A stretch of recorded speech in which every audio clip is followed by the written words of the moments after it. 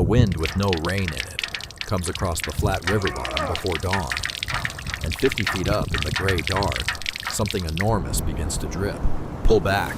The whole valley is dying. 4 townships of cracked earth on yellow fields, wells coughing air, a sky the color of old brass that has refused to rain for 3 long years. And out in the middle of one dead soybean field stands a thing that should not be there. A tower, tall as a grain elevator strung with great sails of net built out of rusted pipe and broken windmill and rail fence out of everything the county threw away and laughed about. Come closer. Down through the mesh where the water is beating now, gathering running. Down to the base, where a girl stands in the cold with her whole family behind her, watching the empty sky, waiting for it to give something back. The summer Linnea Fenwick turned 18, she started hauling home the things other people threw away, every morning. Before the heat came up hard, she'd pedal her bicycle down the dirt roads of the county, a wooden trailer rattling behind her, and she'd stop at the edges of fields where old equipment sat rusting in the tall grass. She wasn't looking for scrap to sell. She wasn't building a fort. She was 17 going on 18, and she had one purpose, quiet and stubborn as a stone in a shoe. And she wasn't telling a single soul what it was. She knocked on doors. She asked polite. And farmer after farmer said the same thing. Sure, honey. Help yourself. Then they'd lean on their porch rails and watch her wrestle broken aluminum pipe into that little trailer. And they'd chuckle. Not cruel. Never cruel. Just the confused, gentle kind of laughter that comes when a grown man can't for the life of him figure out what a young girl wants with a pile of junk. A girl, collecting old pipe, in the worst dry year anybody could remember. By the end of that first month, she had more pipe stacked behind the barn than some of the working farms in the whole county. And she hadn't explained herself to anyone. Not to her father, not to her brother, not to her grandmother who noticed everything. Nobody knew what she was planning. But they were about to find out. If stories about family and grit and the quiet wisdom hidden in ordinary places move you the way they move me, stay with me here. I read every comment. Tell me where you're watching from. You'd be surprised how far a story like this one travels. Now, let me take you there. The Fenwick place sat in the low country where the land rolls gentle toward the river and the summers arrive over-delivered. By July, the sky turned the color of old brass. The air smelled of turned earth and diesel and hay gone dry too soon. It was the kind of place where a family farmed the same ground for 4 generations and wasn't a bit embarrassed to say so. 40 acres of river bottom land, corn, soybeans, tobacco when the price made sense, which lately it did not, and a house that had held 3 generations under one tired roof. Linnea was the middle child, born to Amos Fenwick and a woman named Sable, who everyone in the county still spoke about in a certain lowered voice, because Sable was gone, 2 years gone that summer, and the house had never quite learned how to breathe right without her. Amos grew the corn and the beans. He was a methodical man, deliberate in speech, patient in every single thing except drought, which tested him the way nothing else on this earth could. He'd been patient at the funeral, too. So patient it scared people. He shook every hand. He thanked every casserole. And then he went back out to the field the next morning at first light, and he did not stop. 2 years. He worked like a man trying to outrun something that ran exactly as fast as he did. He didn't talk about her. That was the rule nobody made out loud. You just didn't say Sable's name at the Fenwick table. Except Neva said it. Neva was Amos's mother, Linnea's grandmother, 80 years old and sharp as a fresh-stropped razor.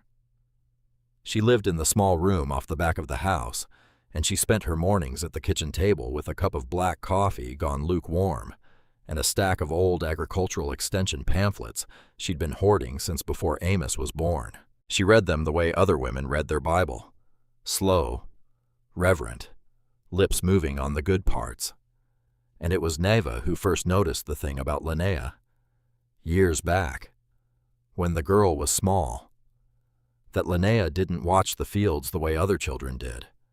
Other children watched the crops, the corn, the tall green rows, the pretty part.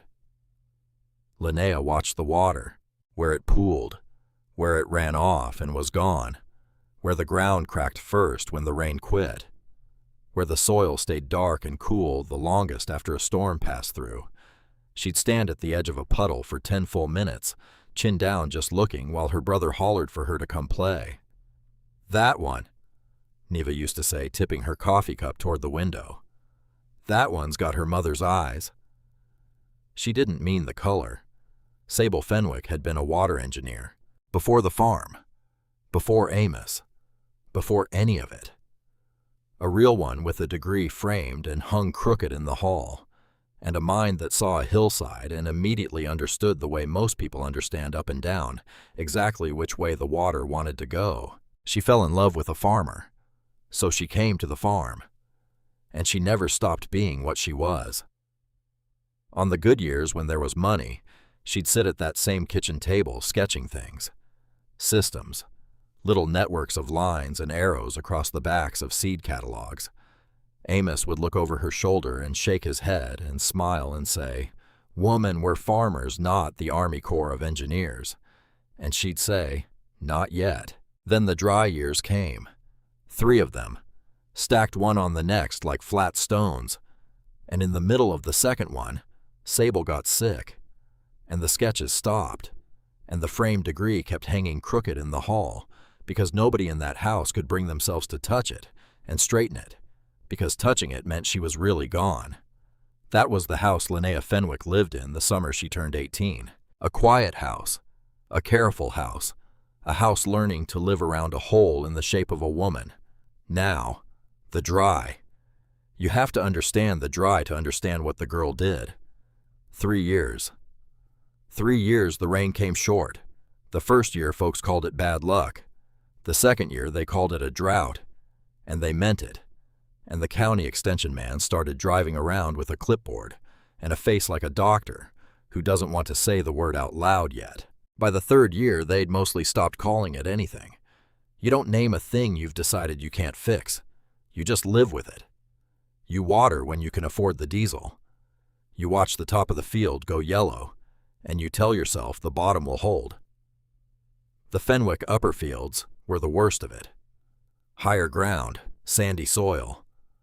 Water moved through it too fast to do a lick of good, ran right on down, and left the beans up top gasping. The extension agent had come out twice, a steady man named Cyrus Doak.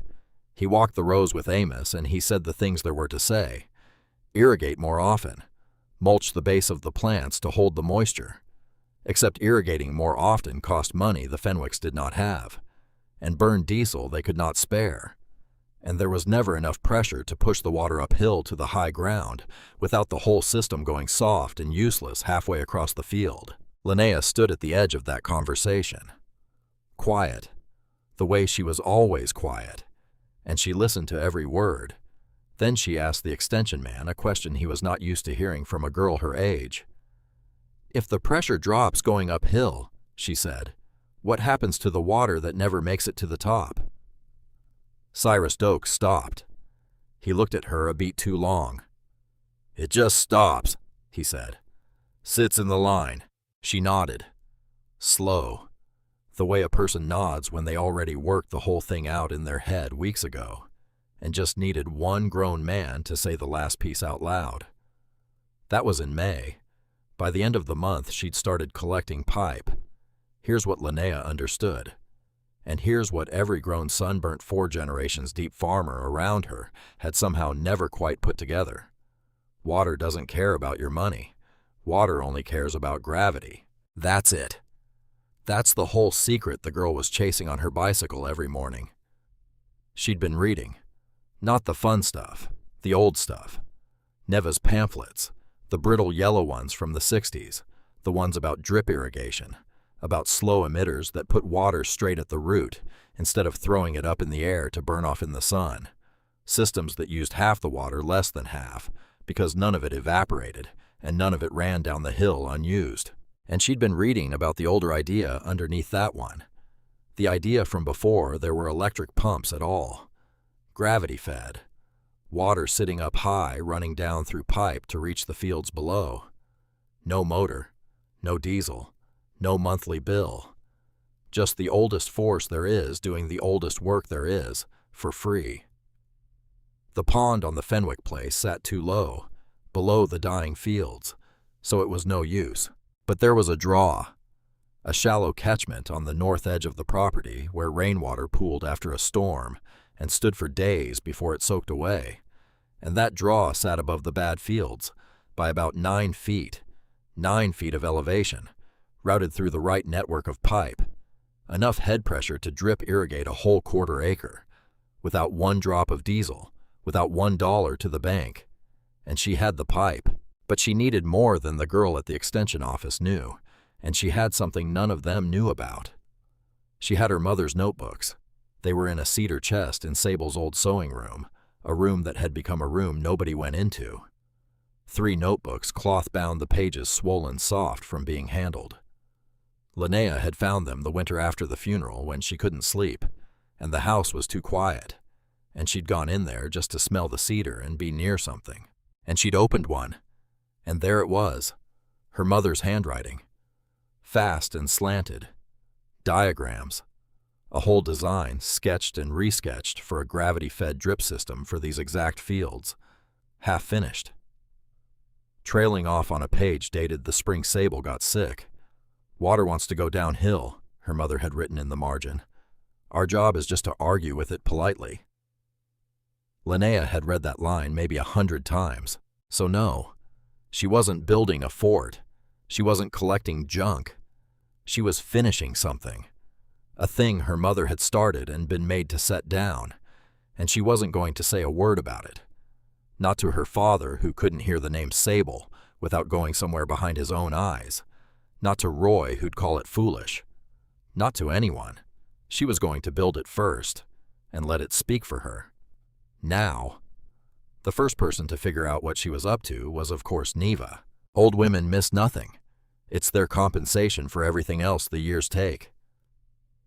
It was a Tuesday, hot already at 7 in the morning. Neva was at the window with her coffee when Linnea came up the drive with the trailer loaded so heavy the bicycle wobbled, and the girl's arms were streaked to the elbow with rust, and there was a look on her face that Neva had not seen on any Fenwick face in 2 long years. Purpose. Plain and burning. Neva set her cup down, watched her granddaughter unhitch the trailer and start stacking pipe behind the barn, sorting it by width, the wide ones here and the narrow ones there, and there was nothing careless about it, nothing playing about it, and Neva felt something move in her chest that she was too old and too tired to lie to herself about. She got up. She went out. The screen door clapped behind her. She crossed the yard slow on the 2 bad hips that had earned every step they took, and she stood at the edge of the pipe stacks and she looked. Not at the girl, at the sorting, at the wide ones here and the narrow ones there, and she understood. "You're stepping down the diameter," Neva said. Quiet. Wide at the top, narrow at the emitters. Linnea went still. She hadn't said a word to a living soul, and here was her grandmother reading the pile of pipe like it was one of those old pamphlets. "You've been in the cedar chest," Neva said. It wasn't a question. Linnea didn't answer it like one. "I found her notebooks," the girl said, low. "Last winter. I couldn't sleep." Neva's jaw worked. Something crossed the old woman's face. Grief and pride and grief again, all, in about 2 seconds the way weather moves fast across open country. "Does your father know?" Neva said. "No." "You going to tell him?" "No." Linnea looked up now, straight at her grandmother. "Not till it's built. Not till it works. Because if I tell him now, he'll say her name inside his own head, and then he'll say no. And I'm not—" Her voice caught. She hated that it caught. She pushed through it. "I'm not doing this to hurt him. I'm doing this because it's the only thing on this whole farm I know how to fix." The old woman was quiet a long moment. The cicadas ground away in the heat. Somewhere off toward the fields, Amos's tractor coughed and turned over. "She'd have argued with it politely," Neva said at last. Linnea's breath went out of her all at once, because that was the line, the margin line. Her grandmother knew it too. "You've read them," Linnea whispered. "I helped her write half the notes in the third one," Neva said, and she almost smiled. "Whose kitchen table you think she sat at all those winters?" And that was the first crack, the first small opening in a house that had shut every door on the woman it had lost. 2 Fenwick women, standing in the yard, finally saying her name. Neva reached out and put one knotted hand flat on a length of wide pipe, like she was laying it on something living. "All right," she said. "Then I'll help you finish it." That's how it started. 2 of them, and a barn full of somebody else's garbage. Now let me tell you about the man who gave her the best pipe, because it matters, more than she knew at the time. Word gets around a small county fast, and by June everyone knew the Fenwick girl was going door to door for old irrigation pipe. Most folks handed it over easy. It was junk to them. They were glad to have it off the fence line. But there was one place Linnea had been told more than once, "Don't bother."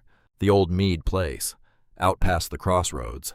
A man named Alcott Meade lived there alone, had for years in a house going gray from want of paint on land he'd mostly let go back to grass. He kept to himself. Folks said he was odd. Folks said other things too quieter, the kind of things a county remembers about a man for 30 years and never quite says to his face. "Don't bother with old Meade," they told her. "He won't have anything for you. And if he does, he won't give it." Linnea went anyway, because there was a barn on that property. She'd seen it from the road, long, low, and through the gaps in the boards she'd caught the dull shine of a lot of pipe. Good pipe, wide pipe, exactly the kind she needed and couldn't find anywhere else in the county. So she pedaled up that neglected drive on a still, brutal afternoon, and she knocked on the gray door. For a long time, nothing. Then it opened, and Alcott Meade filled it. He was old, 70, maybe more, big through the shoulders in the way of a man who'd once been very strong and hadn't entirely let go of it. His face was weather and shadow, and his eyes went to her, then past her to the empty trailer, and something in him closed like a fist. "I know what you're after," he said. "Everybody in 3 townships knows. The pipe girl." "Yes, sir." She didn't flinch. "I heard you might have some. Wide bore if you've got it. I can trade, or I can work it off." "No." Just that. No. And he started to shut the door. And here's where a smarter girl, a more careful girl, would have said thank you kindly, and pedaled home. Linnea put her hand on the door. Not hard, just enough that it stopped. "It's for a gravity-fed drip system," she said fast, before he could push it closed. 9 feet of head off the north draw. I'm stepping the diameter down through the run so the pressure holds all the way across the 1/4 acre. I've done the math twice. It works on paper. She swallowed. "I just need the wide pipe to make the main line hold pressure. And you've got it. And everybody else's is too narrow." The door stopped moving. Alcott Meade stood there, and something happened to his face that she did not understand, not then. His weather went out of it, and underneath was something older and much worse than odd. It was fear. "Where'd you learn that?" he said, very low. "The head pressure, the step down. Who taught you to talk like that?" "My mother," Linnea said. "She wrote it down before she..." She stopped, started again. "Before she passed. I'm finishing what she started." And Alcott Meade looked at the girl on his porch, like she was a ghost that had walked right up out of the dry ground. "Your mother," he said. "Sable." The name landed like a dropped stone. "You knew her," Linnea said. He didn't answer that. Not then. He stood there a long, long moment, and his big hand came up and pressed flat against the doorframe like he needed it to hold him up. And when he finally spoke, his voice had gone rough as gravel in a bucket. "Go on around back," he said. "Barn's open. Take what you need." Linnea blinked. "Sir, take all of it. Wide bore the fittings, all of it." "I don't want it." His jaw was tight. His eyes wouldn't quite meet hers. "It's been sitting in that barn 30 years, waiting to hurt somebody else. You go on and take it, and put it in the ground where it can't fall on anybody." She didn't understand that. Not one word of it. Where it can't fall on anybody. She'd remember it later. She'd understand it all too well later. But right then she just said thank you, and she went around back, and she loaded that trailer heavy with the best pipe she'd handled all summer, wide and true, and barely rusted like it had been waiting on her. And when she pedaled back down that gray drive, she looked over her shoulder once. Alcott Meade was still standing in his doorway, watching her go, one hand still flat on the frame, like a man watching the past ride off down his own driveway. Now, let me pull the last thread of this first part tight for you, because there were two things Linnea Fenwick did not know that summer she started building. The first thing was in the notebooks, deep in the third one, past the finished pages, past her mother's neat diagrams on a page she had not read yet in handwriting that had gone shaky. A page her mother wrote near the end. That would change everything the girl thought she was doing. She hadn't gotten there yet. She was still working the early pages, the clean, confident ones. She would get there, and it would break something open in her, but not yet. And the second thing she did not know was about Alcott Meade, about that barn, about why his face went to fear when she said the words head pressure and step down, about why the whole county said don't bother with old Meade in that lowered voice. 30 years back, before Linnea was born, before Amos was even married, Alcott Meade had built a tower, a water tower of a kind nobody had seen before. His own design, tall, strange, rising up out of a field of dying crops in a dry year, not so different from this one cobbled together from pipe and windmill frame and whatever a stubborn man could get his hands on. Folks came from all over to laugh at it. A grown man building a monster out of junk to fight the sky. And for 1 week it worked. It pulled water. It watered a field nobody thought could be watered. Then it came down, in a wind not even that strong. A failure in the frame up high where the load ran wrong. It came down all at once in a scream of tearing metal, and a young man who'd been helping Alcott that morning was standing in the wrong place. He lived, but he never walked right again. And Alcott Meade never built another thing as long as he lived. He shut the barn. He let the paint go gray. He let the county decide what it was going to decide about him, and it decided. And he wore that decision for 30 years, like a coat he couldn't take off. That's why they laughed at Linnea. All of them. The gentle chuckling farmers on their porch rails. It wasn't really about a girl and some pipe. It was older than that. It was a scar the whole county carried and never named. They'd seen a person try to out-engineer the drought once with a tower made of junk, and they'd watched it fall, and they'd carried a hurt man out of the field, and some quiet animal part of every one of them had decided right then, never again. So when they saw the Fenwick girl stacking pipe behind her barn, they didn't laugh because it was funny. They laughed because they were afraid. Linnea didn't know any of that. All she knew was that she had a barn full of good pipe now, and a grandmother who'd finally said her mother's name, and 9 feet of gravity on the north draw, and a notebook in soft cloth covers with a line in the margin she read like a prayer. Water wants to go downhill. Our job is just to argue with it politely. She started digging the trenches by hand the next morning. Her father watched from the far side of the yard the first day. Said nothing. She braced for the no. It didn't come. He watched her drive. The first stake watched her measure the fall of the land with a level and a length of string. Watched her hands do the exact careful thing his wife's hands used to do at the kitchen table. And then Amos Fenwick turned around and walked into the equipment shed and came back out with a shovel, and he started digging beside her, downhill of her, where the work was hardest. He never asked what she was building. That was his way.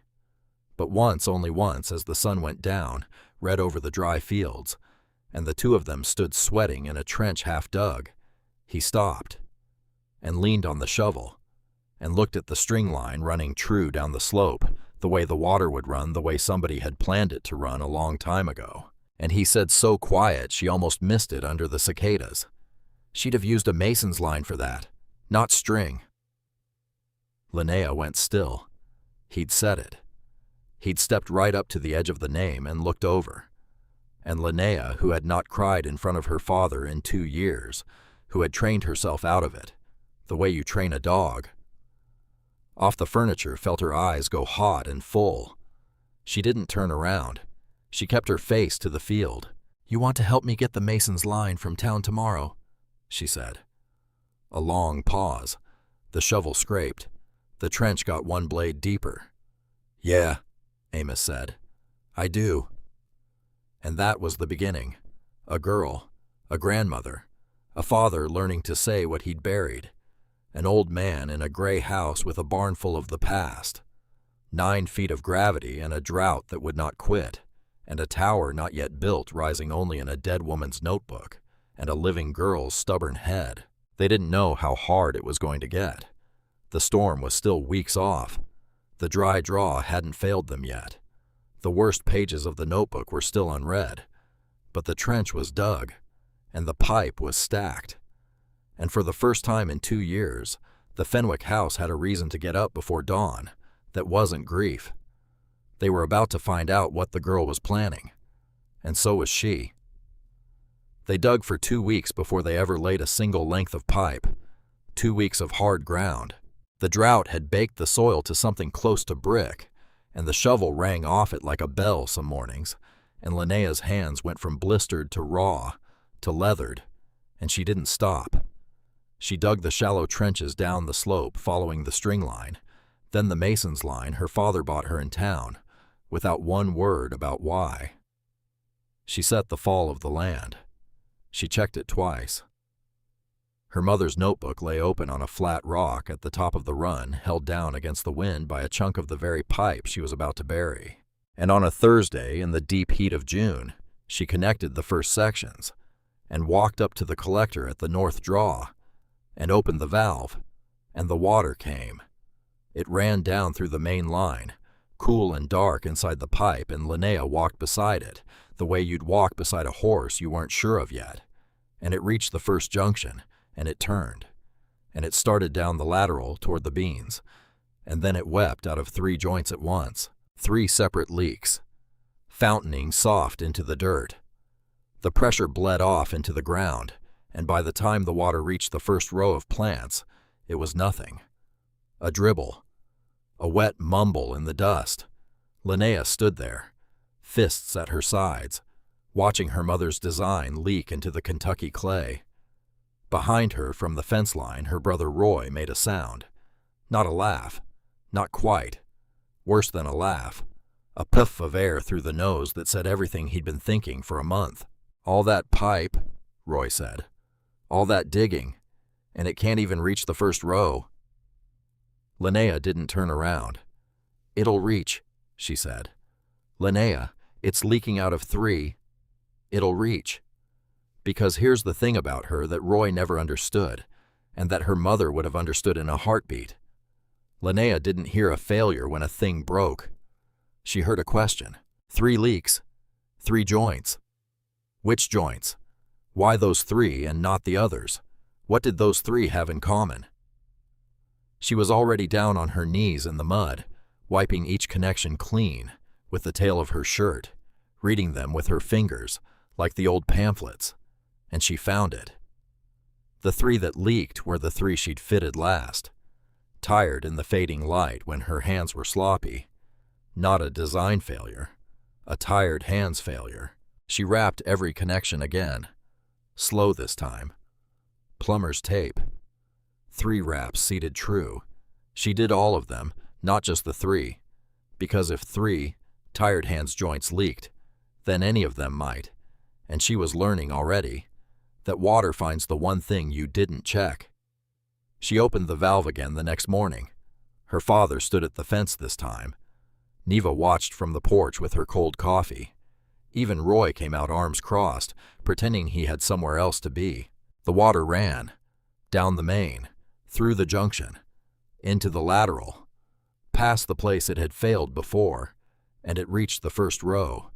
The first emitter ticked, and a bead of water swelled at its mouth and dropped, dark and round, into the dirt at the base of a gasping soybean plant.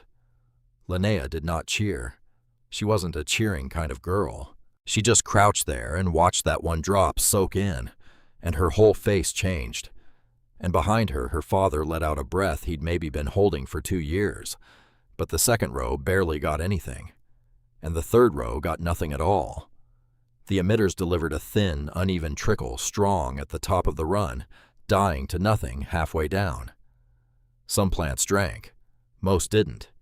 It was better than a leak. It was a country mile from a working system. So she went back to the notebook. And here's where it got hard. Because the clean, confident early pages didn't cover this. The early pages assumed everything downstream would work. And it didn't. And Linnea had to turn deeper into the third notebook than she'd ever gone into the middle pages, where her mother's neat hands started getting faster and denser, working a real problem in real time. Pipe diameter. Flow rate. There was a whole passage half diagram about how the width of a pipe governs not just how much water moves, but how fast the pressure equalizes across a long run. Sable had written it out like she was arguing with herself. If the main is too narrow, the pressure can't recover. Step up at the collector. Step down at the emitters. Fat pipe carries the argument. Skinny pipe wins it. Fat pipe carries the argument. Skinny pipe wins it. Linnea read that line by lantern light at the kitchen table at midnight, and she understood 2 things at once. The first thing was that her main line was too narrow. She needed the wide bore. She needed a lot of it. And the second thing stopped her cold. Because in the margin beside that passage, in that same fast, confident hand, her mother had written a little note to herself, a phone number, and 2 words, "Ask Meade." Linnea sat very still in the lantern light. Ask Meade. She knew that name now. She'd stood on that man's gray porch. She'd watched his weather go to fear when she said head pressure. She'd hauled a trailer of his pipe home while he stood in his doorway like she was a ghost. "You knew her," she'd said. He hadn't answered. "Your mother." "Sable," he'd said, like the name cost him something to lift. Linnea closed the notebook. She did not sleep that night. Something had shifted under her, some floor she'd thought was solid, and she couldn't yet see what was underneath. Ask Meade. She would. But first, she needed his pipe. The wide bore. The good stuff sitting in that 30-year barn. Now. You remember he'd told her to take all of it.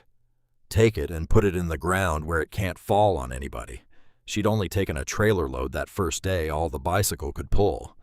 So she went back. She went back a lot of times that stretch of June, hauling the wide pipe 2 and 3 lengths at a run.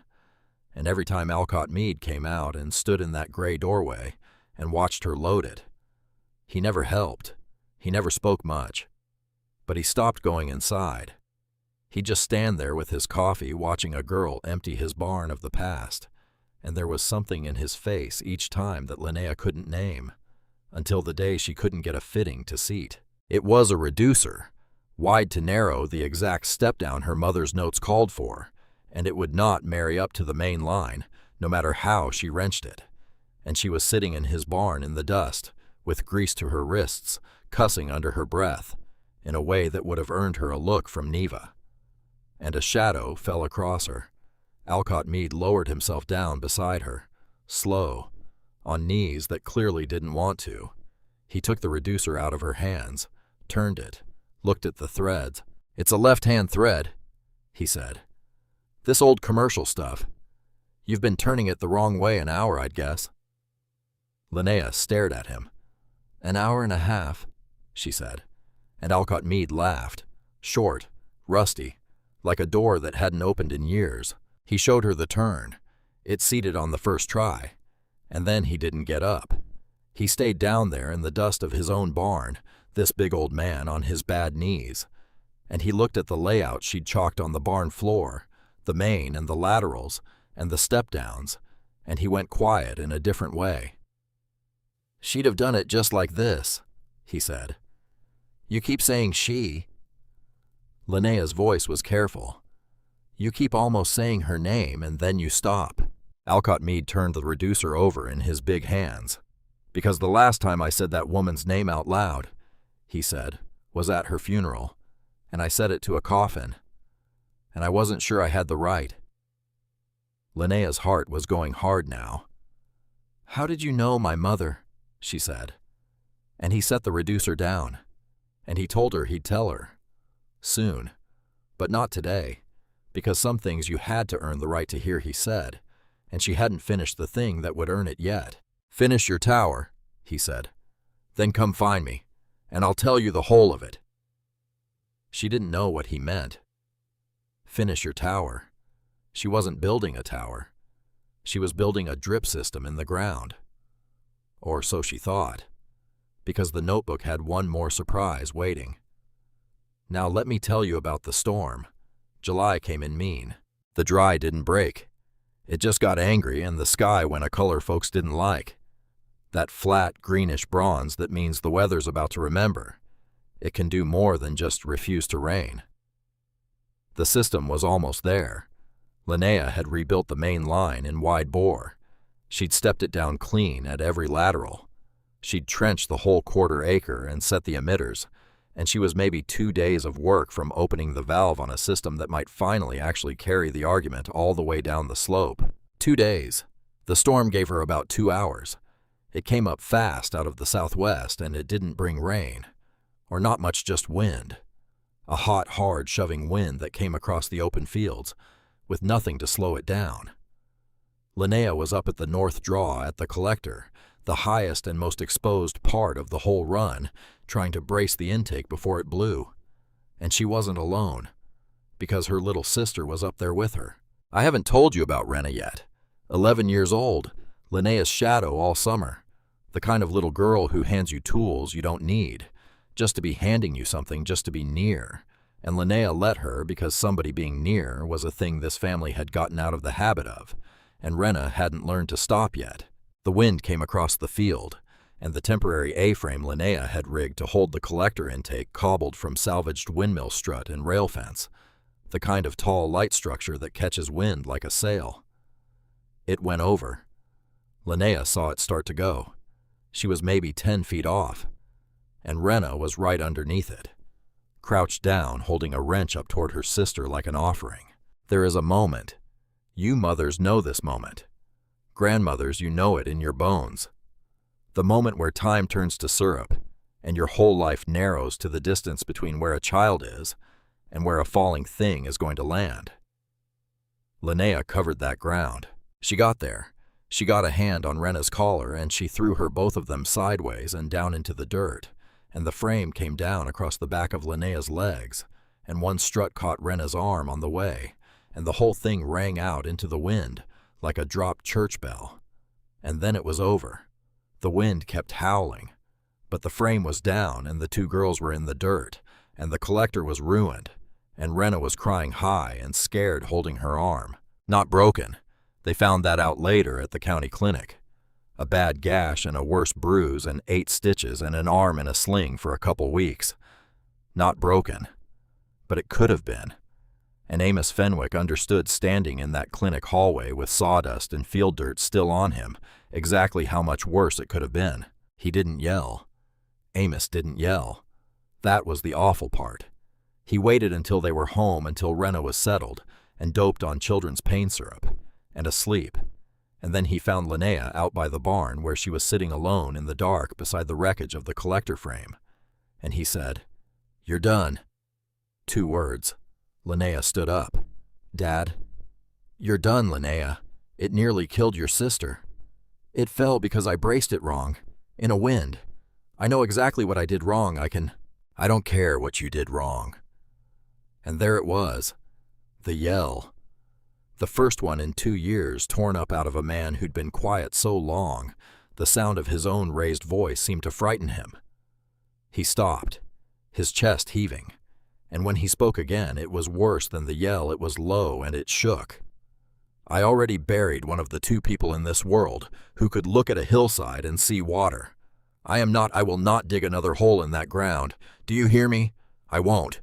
And Linnea understood then what her building had been to him this whole time. It hadn't been foolish. It had been Sable. Every string line, every diagram, every time the girl talked like the water was something you could reason with. He'd been watching his dead wife come back to life in his living daughter, and loving it, and terrified by it, because he'd already learned exactly what it feels like to lose a person who thinks like that. "Put it away," Amos said. "All of it. I mean it."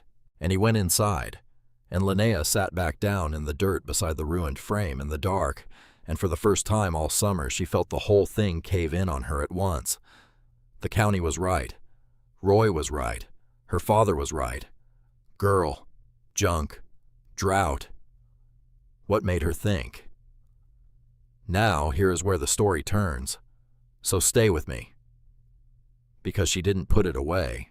She sat in the dark until the anger and the shame burned down to coals, and then because she couldn't sleep, because she never could, she went into her mother's sewing room and she got the third notebook, and she took it out to the barn with the lantern. Not to work, just to be near her mother, the way she'd been near her the winter after the funeral. Just to smell the cedar of it, and read the confident early pages and pretend for a minute that somebody had believed this was possible. And she read further than she'd ever read, past the flow rate pages, past Ask Mead, into the last part of the third notebook, the part she'd been saving without knowing she was saving it, the part where the handwriting changed, because it did change. Around a certain page, her mother's neat, fast hand went shaky, slower, pressed lighter like the pen had gotten heavy. This was Sable sick.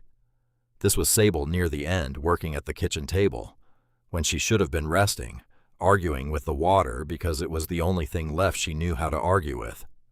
And Linnea read a page, and her blood went cold. It was about a tower, not the ground system. A tower, a tall structure 30 years old that Sable had drawn from memory, and beside it her mother had written, "I was 19. I told him the frame would hold. I ran the load myself. I was wrong. I was wrong about where the load went at the top, and a man is in a chair because of my arithmetic, and I have never once corrected it, because I was a coward, and then I was a mother, and then I was busy, and now I am sick, and it is too late." Linnea couldn't breathe. "He is right down the road. Alcott. He never told a soul it was my numbers. He took all of it. 30 years. He let them think it was him. If I get better, I will make it right. I will build the thing the way it should have been built, and I will put his name on it. I probably will not get better." Linnea, if you are ever reading this, and I think you might be, because you watch the water like I do, finish the ground system first. It's safe, it's simple. But the tower is the real one. The tower catches water out of the air itself. I never solved the frame. Solve the frame, fix my arithmetic, and give the old man back his good name. The lantern hissed. The barn was full of pipe and shadow, and Linnea Fenwick sat there and understood all at once the shape of the whole thing she'd walked into. Alcott Mead's fear on the porch, where it can't fall on anybody. 30 years of a gray house and a shut barn and a county that lowered its voice. He never told a soul it was my numbers. He'd taken the blame for a 19-year-old girl's arithmetic. He'd let them break him for it, and he'd never said her name. And that 19-year-old girl had grown up and married a farmer and had a daughter who watched water. "Finish your tower," he'd said. "Then come find me, and I'll tell you the whole of it." He'd known the whole time who she was, and he'd handed her the pipe anyway. He'd knelt in the dust and showed her the left-hand thread. The man Sable's arithmetic had ruined had been teaching Sable's daughter how to build the very thing that ruined him. Linnea put her face in her hands, and she cried. Finally. All of it. For her mother, and for the man down the road, and for her father in the house, who couldn't bear to lose one more person who saw water in a hillside. And when she was done crying, something in her had gone hard and clear as glass, because she understood now what she was actually being asked to do. And it wasn't finish Mom's little safe project in the ground. It was solve the frame. It was fix the arithmetic her mother died carrying. It was build the tower, the real one, the one that caught water out of the air, and put an old man's name back on it in front of the whole county that had lowered its voice about him for 30 years. Except her father had just forbidden the whole thing, had yelled it shaking in the dark. I will not dig another hole in that ground, and except the ground system, the safe, simple one, the one she'd nearly finished. She went and checked it at first light. Sleepless notebook clutched to her chest. The ground system was dead in the water, because the storm that took the collector had done one more thing, the north draw, the shallow catchment she'd built the whole gravity plan around. 9 feet of head, the one that had held water for days after every storm all her life. It was dry, bone dry, cracked. The storm had brought wind and no rain, and the last of the standing water had gone up into that hot, hungry wind, like it had never been there. And Linnea stood at the edge of it with her mother's notebook against her chest, and understood that gravity had just quit on her. No draw, no head, no pressure. The safe, simple project her father would maybe someday let her finish was a deadline running downhill from an empty hole. She had nothing. She had a forbidden project, a dead water source, a hurt sister, a father who'd yelled for the first time in 2 years, a county that laughed because it was afraid, and an old man down the road wearing 30 years of blame that belonged to her own dead mother. She stood at the edge of the dry draw as the sun came up hard and brass-colored over the failing fields, and she opened the notebook to the last page, the shaky one, the one about the tower. The tower catches water out of the air itself. She read it again, and her eyes came up off the page, off the dry draw, up, to the empty hot sky that had refused to rain, but was heavy every single morning, gray and low, and dripping with fog. Fog. Every dawn all summer the river bottom filled with it. Thick enough some mornings you couldn't see the barn from the house. Water, right there in the air, every single morning. Enough water hanging in that fog to soak your clothes if you stood in it. And every day the sun came up and burned it off, and nobody caught a single drop of it, because nobody had ever thought to try. Except her mother had thought to try. The tower catches water out of the air itself. Linnea's heart was slamming now, because she saw it. Not the little safe thing in the ground. She saw the real thing. Tall. Up in the fog where the water lived. Nets. Mesh. Something to comb the water out of the morning air and let gravity carry it down the very lines she'd already dug. She didn't need the draw. She'd never needed the draw. She needed the sky. She closed the notebook. She turned around, and she looked at the wreckage of the collector frame lying in the yard, all that salvaged windmill strut and rail fence, the very stuff that had failed and hurt her sister. And she didn't see wreckage anymore. She saw the bones of a tower. There was just one small problem. 2, really. Her father had forbidden it. On pain of a grief, he'd told her shaking, he could not survive twice, and the only man alive who'd ever built such a tower, and watched it fall, and carried the blame for it for 30 silent years, was going to have to help her build it again. She got on her bicycle. The sun was full up now. Her legs were bruised black from the frame, and her hands were wrapped, and her sister was asleep in a sling in the house, and her father was already out in a field. He could not save, working like a man trying to outrun something that ran exactly as fast as he did. And Linnea Fenwick rode down the dirt road toward the gray house past the crossroads, to find the old man, and earn the right to hear the whole of it, and to ask him to help her build the thing that broke him. She rode the whole way standing on the pedals, because her legs were too bruised to sit. The sun was full up now, and the fog was long burned off, all that water gone back to wherever the sky keeps it, And Linnea Fenwick came up Alcott Mead's gray drive for the last time as a girl who was only after his pipe. She'd leave it as something else. He was on the porch, like he'd been waiting, like maybe he'd been waiting 30 years. She got off the bike. She didn't bother with hello. "I read the last page," she said. Alcott Mead went very still in his chair. "I read what she wrote, about the tower, about being 19, about the arithmetic." Linnea's voice was shaking and she let it. "About you." For a long moment the old man didn't move at all. Then his big hands came up over his face and his shoulders went, and Alcott Mead, 70-some years old, wept on his own gray porch in the hard morning light, not because she'd found out, because someone finally had. 30 years, he said when he could. 30 years and not one soul knew it wasn't my numbers. She begged me to let her tell. At the funeral, I mean no before. She came to me after when the boy was in the chair. She came to me white as a sheet, and she said, "Alcott, it was mine. I'll tell them it was mine." And I said no. "Why?" Linnea whispered. "Why would you? Because she was 19? He dropped his hands. His face was wet and wrecked, and somehow underneath lighter than she'd ever seen it.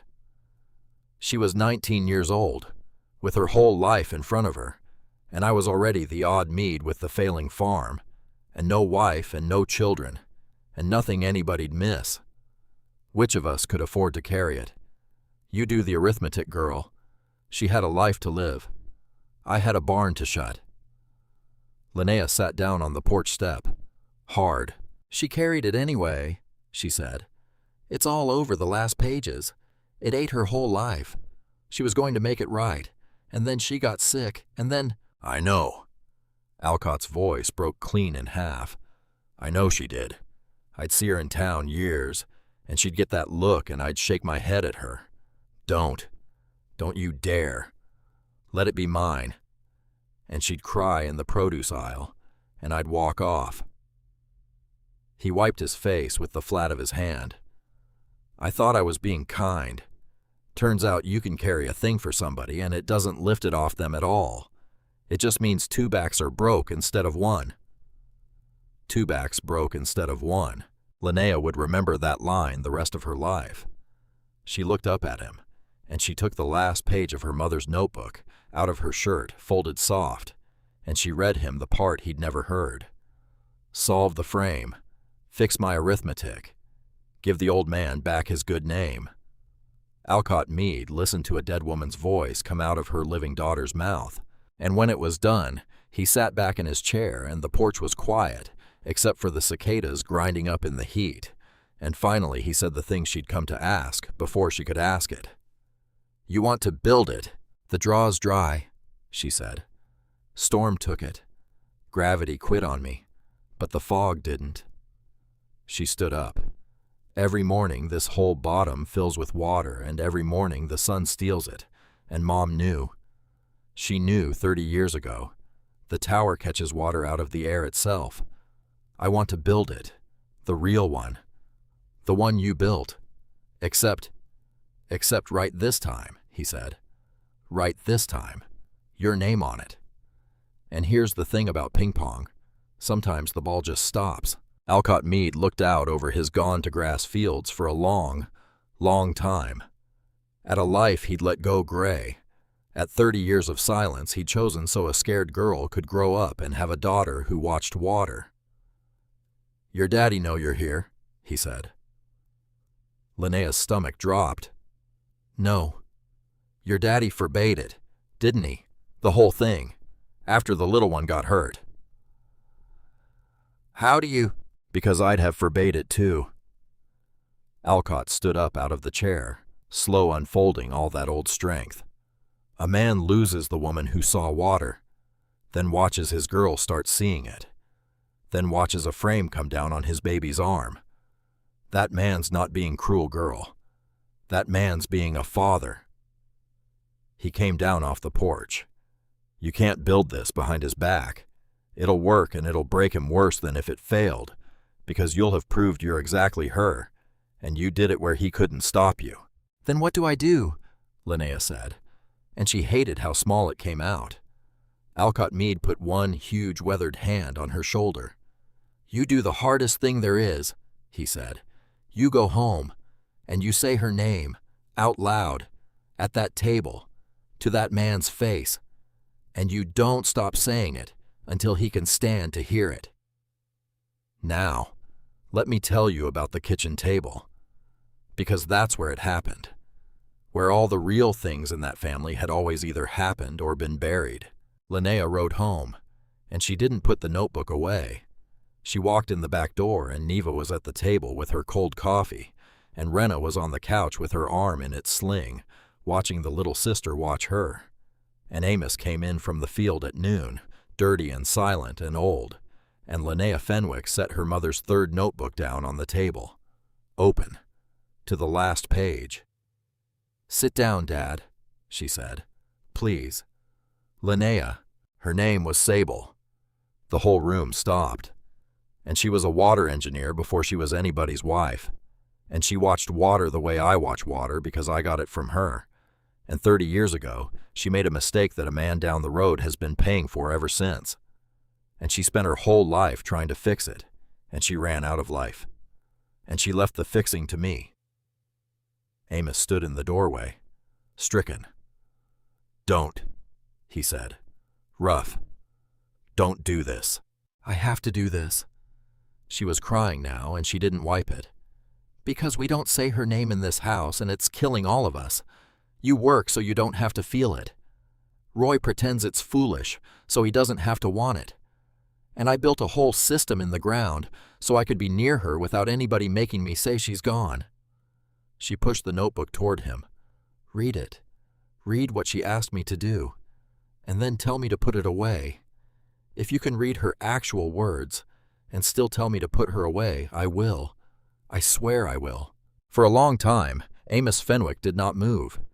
Then he crossed the kitchen, and he sat down, and with hands that shook this methodical man, this patient man, he pulled the notebook to him and he bent his head over his dead wife's shaky handwriting and he read. Neva reached over and took his other hand, held it, her son's hand, on the same table where the girl had sketched all those winters. And Amos read to the end, and when he got to give the old man back his good name, a sound came out of him that none of them had ever heard. Not a sob, bigger than a sob, the sound of a door 2 years shut coming open all at once. He put his hand flat on the page, on her writing. The framed degree in the hall could stay crooked. He'd touch her here instead. "She never told me," he said. 30 years. She never told me about the tower, about the boy, about any of it. "She was ashamed," Neva said quietly. "And you married her right in the thick of the worst of it. I knew. I sat at this table while she wrote half of these. She made me swear." The old woman's chin trembled. "I've kept that woman's secret longer than you knew her, Amos, and I am so tired of keeping it." Amos looked up at his daughter. His eyes were red and streaming and clear. "The fog," he said. "You want to catch the fog." "Yes. Off a tower, like the one that came down, built right this time, and I won't do it without you." Linnea knelt down by his chair. "I'm not her dad. I know that's what scares you.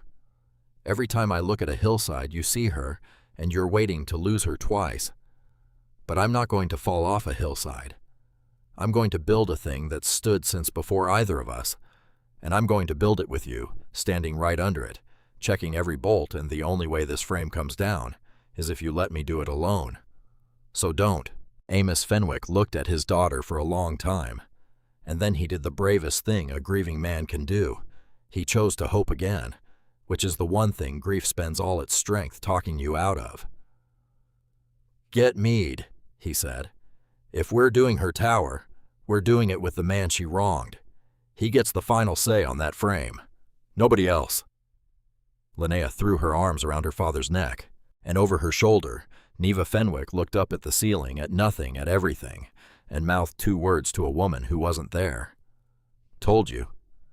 Now they built it, and I wish I could make you see it the way it rose that August, because there has never been anything like it on that flat river bottom before or since. They built it out of everything the county had thrown away, every length of pipe from every fence line where a farmer had chuckled, the windmill struts, the rail fence, the wreckage of the collector frame straightened and re-riveted, given a second life. Alcott Meade drew the frame himself on the barn floor in chalk on his bad knees, and this time a set of hands that knew where the load went. At the top drew it true. He'd carried that arithmetic 30 years. He knew exactly where it had been wrong. Fixing it was the closest thing to absolution the old man was ever going to get, and he took his time and he got it right. It went up in stages. Amos worked the base, because a father needs to be standing under the thing checking every bolt. Linnea worked the middle. Roy, who somewhere in all this had stopped pretending it was foolish, because it's hard to call a thing foolish while you're 40 feet up in the air, helping build it. Roy worked the high steel. Neva sat in a lawn chair in the shade and read the notebook aloud, section by section, the way you'd read directions, so that Sable Fenwick's own instructions guided her own tower up into the sky she'd studied all her life. And Rena, arm still in its sling, handed people tools they didn't always need, just to be near. And now everybody let her. Near the top, they hung the nets. That's the part that made folks stop their trucks on the road. Because a water tower is one thing, but this had sails, great tall panels of fine mesh angled up high where the tower reached into the dawn, spread wide, like the rigging of a ship that had run aground in the middle of a soybean field. Some mornings you'd see it against the sunrise, and it looked less like a machine and more like a harp, a great iron harp strung with net waiting for the morning to play it. 50 feet of salvage and grief, and second chances standing up out of the cracked ground. They finished it on a Thursday evening, and they stood back, all of them, dirty and spent, and nobody said a word because there weren't words for it. Then they waited for the fog. Now, here is the morning. Stay with me. This is the whole story right here. They were up before the dark even thought about lifting. All of them. Even Rena.